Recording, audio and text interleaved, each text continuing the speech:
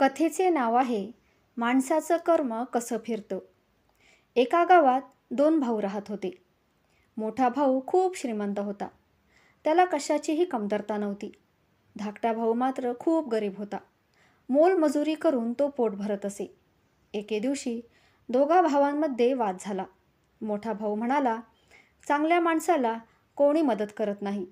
आजच्या जगात चांगल्या माणसाला सुद्धा परमार्थ मिळत नाही. म्हणून दुसऱ्याचं वाईट जरी झालं तरी आधी स्वतःच्या भल्याचा विचार करायला हवा. तेव्हा लहान भाऊ म्हणाला, दुसऱ्याला त्रास देऊन आपलं भलं कसं होईल. तेव्हा मोठा भाऊ म्हणाला, आपण गावातील लोकांना विचारू. जर तुझा शब्द खरा ठरला तर माझ्याकडे असलेले सर्व धन तुझे राहील, आणि माझा शब्द खरा ठरला तर तुझ्याकडे जे काही आहे ते सर्व माझे होईल. तेव्हा लहान भाऊ म्हणाला, ठीक आहे. आणि दोघे भाऊ गावात गेले. गावात गेल्यावर बऱ्याच लोकांना विचारलं तर सगळ्या लोकांनी सांगितलं की आता तर भल्याचा जमानाच राहिलेला नाही, आणि जे लोक दुसऱ्याचा विचार करतात किंवा दुसऱ्याचं भलं करतात ते लोक मागे राहतात. भल्या माणसाला कोणी विचारत नाही. चांगल्या माणसांचे दिवस राहिलेले नाहीत. चांगल्या माणसाला राहायला जागा नसते, आणि जो वाईट मार्गावरती चालतो तो भरपूर समृद्ध होतो, धनाने सुखी राहतो. आता लहान भावाकडे जमिनीचा जो तुकडा होता तो मोठ्या भावाने चालाकी करून हिसकावून घेतला. आता लहान भावाला 2 वेळेच्या जेवणासाठी सुद्धा इकडे तिकडे भटकावं लागत होतं. बायको मुलं उपाशी राहू लागले. कोणी अन्न उधार देत नसे. एके दिवशी तो आपल्या मोठ्या भावाकडे धान्य घेण्यासाठी गेला. तो आपला मोठा भाऊ आहे. तो आपल्या लहान भावाला नक्कीच मदत करेल असे लहान भावाला वाटले. तो मोठ्या भावाला म्हणाला, दादा, मला 15 किलो गहू उधार दे. घरात अन्नाचा एकही दाणा नाही. मुले उपाशी मरत आहे, आणि माझ्याकडेही पैसेही नाहीत. तेव्हा मोठा भाऊ म्हणाला, तुझ्याकडे काही किमती वस्तू असेल तर ती गहाण ठेव, आणि जेवढे पाहिजे तेवढे धान्य घेऊन जा. तेव्हा लहान भाऊ म्हणाला, माझ्याकडे तुला द्यायला काहीच नाही. तेव्हा मोठा भाऊ म्हणाला, तुझा एक डोळा मला दे. लहान भावाला वाटलं आपला भाऊ आपली मजा करत असेल. धान्याच्या बदल्यात डोळा तर नाही ना घेणार. पण मोठ्या भावाने धान्याच्या बदल्यात एक डोळा काढून घेतला, आणि डोळ्याच्या बदल्यात त्याला 15 किलो धान्य दिलं. हे सगळं दृश्य बघून त्याची बायको आणि मुलं रडायला लागली. तुम्ही हे काय केलं असे म्हणू लागली. थोडे दिवस चांगले गेले, पण काही दिवसांनी ते धान्य संपून गेलं. लहान भाऊ परत मोठ्या भावाकडे गेला. त्याला आपल्या बायको आणि मुलांना उपाशी वगवत नव्हतं.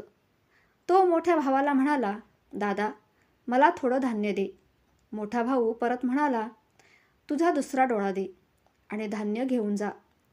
लहान भावाचा दुसरा डोळाही त्याने काढून घेतला, आणि धान्य घेऊन लहान भाऊ घरी आला.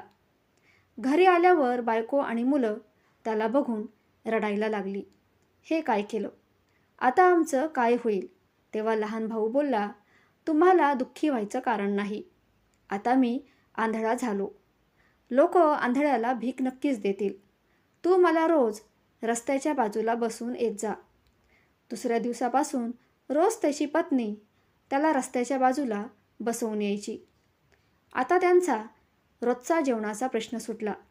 एक दिवस बसून बसून खूप वेळ झाला, तरी त्याची पत्नी त्याला घ्यायला आली नाही.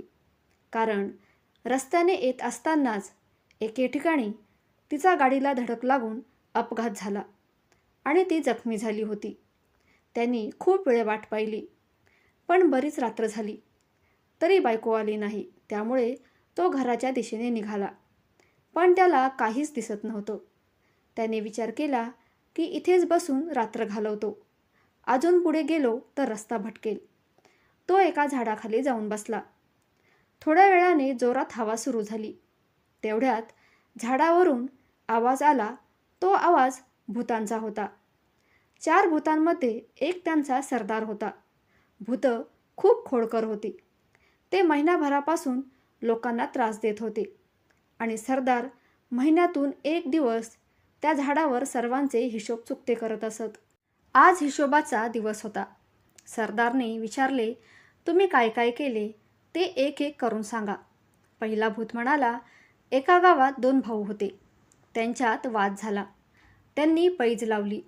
दोघांनी आपली बाजू मांडली.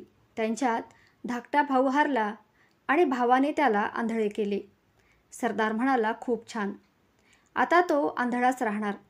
त्याला काय माहिती, सकाळी या झाडाखाली जेव्हा दव पडेल ते पाणी डोळ्याला लावल्याने त्याचे डोळे बरे होतील. तेव्हा दुसरा भूत म्हणाला, मी कैलासनगर जिल्ह्यातील सर्व नद्या, झरे, तलाव, विहिरी कोरड्या पाडल्या आहेत. पाण्यासाठी सगळीकडे आक्रोश आहे. खूप दूरपर्यंत पाणी नाही. भूतांचा सरदार म्हणाला, शाब्बास. सर्वजण पाणी पाहण्यासाठी भटकतील. त्यांना काय माहिती, डोंगराच्या पायथ्याशी मातीचे 7 थर काढून पुन्हा पाणी येऊ शकते. तिसरे भूत म्हणाले, सरदार, राजाच्या मुलीचे लग्न होणार होते. लग्न सोहळा साजरा करण्यात आला, पण मी राजकन्येला मूक बनवले जेणेकरून तिचे लग्न होऊ नये. राजवाड्यात शोककळा पसरली आहे. सरदार म्हणाला, वा, शाब्बास. आता ती मुकीच राहणार. त्यावर सरदार म्हणाला, या झाडाची फडफडणारी पाने कुस्करून त्याचा रस तिला प्यायला दिला तर ती बोलू लागेल, हे त्यांना कुठे ठाऊक. बरं, महिन्याभरानंतर या दिवशी पुन्हा भेटू.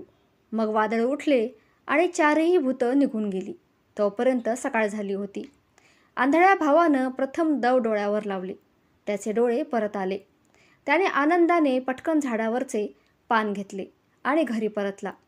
त्याचे डोळे परत आल्याने त्याच्या बायको व मुलांना खूप आनंद झाला. त्यांनी संपूर्ण हकीकत पत्नीला सांगितली आणि घरातून निघून थेट कैलासनगर गाठलं. तिथली अवस्था बघून त्याला रडावंसं वाटलं. जमीन कोरडी पडली होती. कुठेही पाण्याचा थेंबही नव्हता. सगळीकडे आक्रोश होता. त्याने डोंगराच्या खालून 7 थर काढले. त्यानंतर विहिरी, तलावात पाणीच पाणी झाले. तिथल्या राजाने त्याला अमाप संपत्ती दिली. मग तो राजाबरोबर राजवाड्यात गेला. राजवाड्यात प्रवेश करताच तो म्हणाला, महाराज, मी ऐकलं आहे की राजकुमारी मुकी झाली आहे. मी तिला बरे करू शकतो. त्यांनी पटकन झाडाच्या पानांना कुस्करले आणि तो रस राजकुमारीला प्यायला दिला. त्यानंतर राजकन्या लगेच बोलू लागली आणि त्यामुळे राजाला खूप आनंद झाला. राजाने त्याची पिशवी सोन्याच्या नाण्यांनी भरली. त्याला एक घोडा दिला आणि राहायला राजवाडा दिला. त्याला कुटुंबासह इथे येण्यास सांगितले. धाकटा भाऊ श्रीमंत होऊन घरी परतला. त्याच्या कुटुंबात आनंदाची लाट उसळली. मोठ्या भावाने पाहिले तर त्याच्याही डोळ्यात आले आणि मनात म्हणाला, याच्याकडे इतकी संपत्ती कुठून आली. त्याने धाकट्या भावाची माफी मागितली आणि गुपित सांगण्याची विनंती केली. आणि मग धाकट्या भावालाही मोठ्या भावाची कीव आली. त्याने सर्व रहस्य मोठ्या भावाला सांगितले. मोठा भाऊ रात्र होण्याची वाट पाहू लागला आणि त्याच झाडाखाली जाऊन बसला. मग ते वादळ आले आणि भूतांचा आवाज येऊ लागला.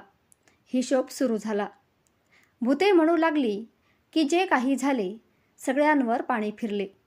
नक्कीच आपले रहस्य कोणीतरी ऐकले असेल. भूत झाडावरून खाली उतरल्यावर तिथे मोठा भाऊ बसलेला दिसला.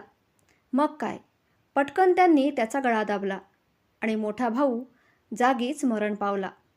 तात्पर्य, दुसऱ्याचं वाईट करून श्रीमंत होण्याची इच्छा कधीही मनात ठेवू नका. जे लोक दुसऱ्याचं चांगलं करतात त्यांचं वाईट कधीच घडत नाही. माणसांना नेहमी समाधानी असले पाहिजे. जो अधिक लोभी असतो त्याची अवस्था ही मोठ्या भावासारखी होते आणि म्हणून नात्यामध्ये लोभ आणू नका. हा लोभ नाती तर दूर करतोच, पण आपण विश्वासाला पण अपात्र ठरतो. जे कर्म तुम्हाला पुढे जाऊन कधी ना कधी फेडावेच लागते. व्हिडिओ आवडल्यास चॅनलला सबस्क्राईब अवश्य करा. धन्यवाद.